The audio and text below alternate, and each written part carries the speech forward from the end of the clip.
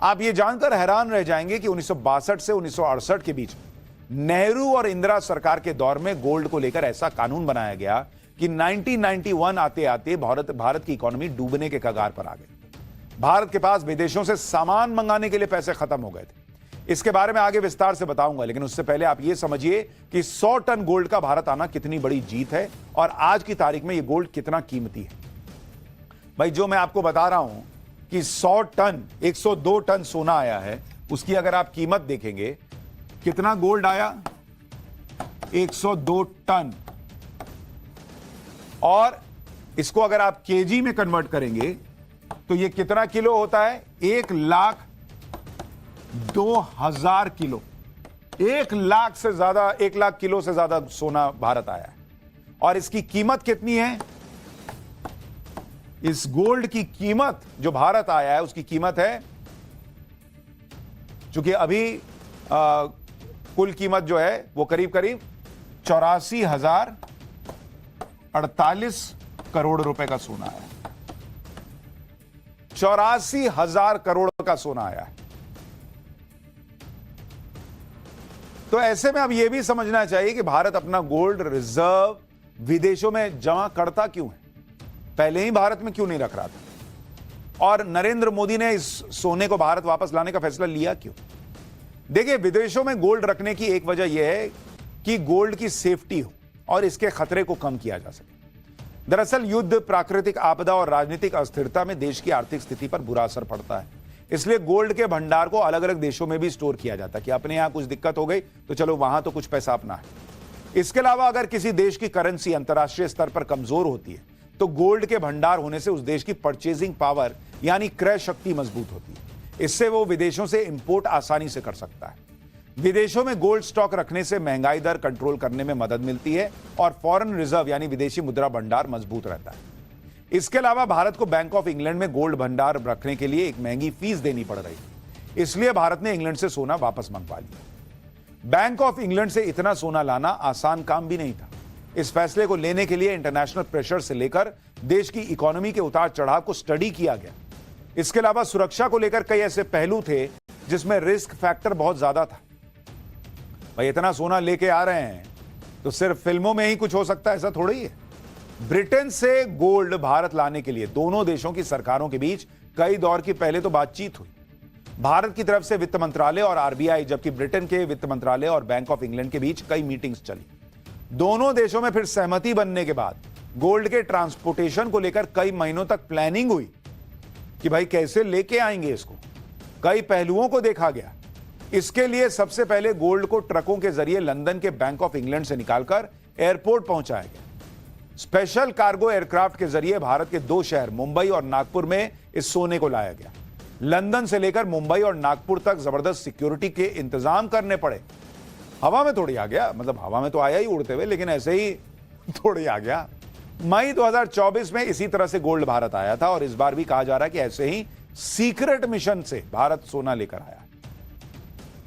अच्छा, एक और बड़ी खबर मैं आपको बता दूं, भारत के पास विदेशों से सामान मंगाने के लिए पैसे खत्म हो गए थे। इसके बारे में आगे विस्तार से बताऊंगा, लेकिन उससे पहले आप यह समझिए कि 100 टन गोल्ड का भारत आना कितनी बड़ी जीत है और आज की तारीख में यह गोल्ड कितना कीमती है। भाई, जो मैं आपको बता रहा हूं कि 100 टन 102 टन सोना आया है, उसकी अगर आप कीमत देखेंगे, कितना गोल्ड आया? 102 टन। और इसको अगर आप केजी में कन्वर्ट करेंगे तो यह कितना किलो होता है? 1,02,000 किलो। 1 लाख से ज्यादा, 1 लाख किलो से ज्यादा सोना भारत आया है। और इसकी कीमत कितनी है?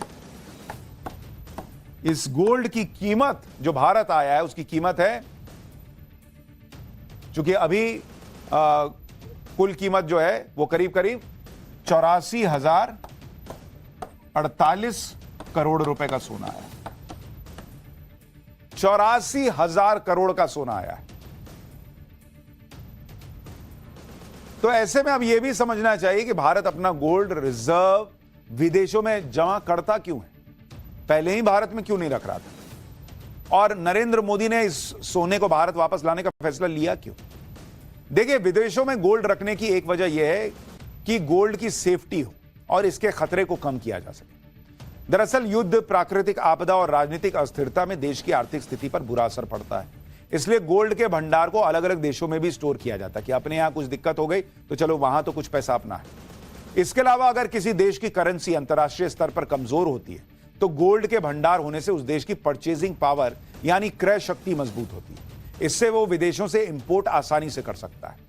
विदेशों में गोल्ड स्टॉक रखने से महंगाई दर कंट्रोल करने में मदद मिलती है और फॉरेन रिजर्व यानी विदेशी मुद्रा भंडार मजबूत रहता है। इसके अलावा भारत को बैंक ऑफ इंग्लैंड में गोल्ड भंडार रखने के लिए एक महंगी फीस देनी पड़ रही है। इसलिए भारत ने इंग्लैंड से सोना वापस मंगवा लिया। बैंक ऑफ इंग्लैंड से इतना सोना लाना आसान काम भी नहीं था। इस फैसले को लेने के लिए इंटरनेशनल प्रेशर से लेकर देश की इकोनॉमी के उतार चढ़ाव को स्टडी किया गया। इसके अलावा सुरक्षा को लेकर कई ऐसे पहलू थे जिसमें रिस्क फैक्टर बहुत ज्यादा था। भाई इतना सोना लेके आ रहे हैं तो सिर्फ फिल्मों में ही कुछ हो सकता है, ऐसा थोड़ा ही है। ब्रिटेन से गोल्ड भारत लाने के लिए दोनों देशों की सरकारों के बीच कई दौर की पहले तो बातचीत हुई। भारत की तरफ से वित्त मंत्रालय और आरबीआई, जबकि ब्रिटेन के वित्त मंत्रालय और बैंक ऑफ इंग्लैंड के बीच कई मीटिंग्स चली। दोनों देशों में फिर सहमति बनने के बाद गोल्ड के ट्रांसपोर्टेशन को लेकर कई महीनों तक प्लानिंग हुई कि भाई कैसे लेके आएंगे इसको। कई पहलुओं को देखा गया।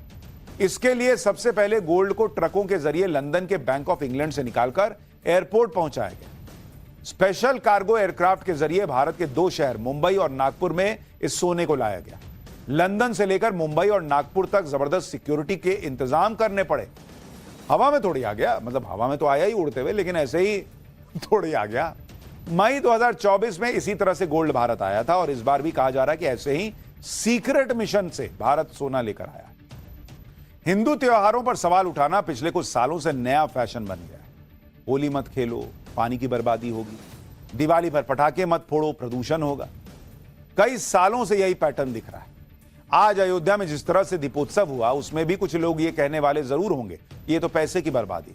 लेकिन जब ऐसे लोगों से किसी दूसरे धर्म के बारे में पूछा जाता है, किसी और धर्म के त्योहारों के बारे में पूछा जाता है तो इनका मुंह सिल जाता है। इन्हीं लोगों को जवाब देते हुए बाबा बागेश्वर ने जो बात कही है उसकी चर्चा बहुत हो रही है। पहले एक बार सुनिए बाबा बागेश्वर ने ऐसा क्या कहा कि कुछ लोग इससे बहुत चिढ़ गए हैं, फिर आगे की बात बताता हूं।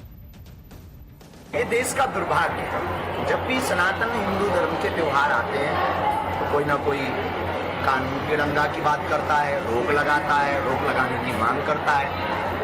अब किसी ने हमको, कल ही हमने एक न्यूज़ देखी थी, उसमें कहा है कि जितने दियों में तेल जलाया जाता है, घी जलाया जाता है, इतना अगर गरीबों में बांटते हैं तो भला हो जाएगा।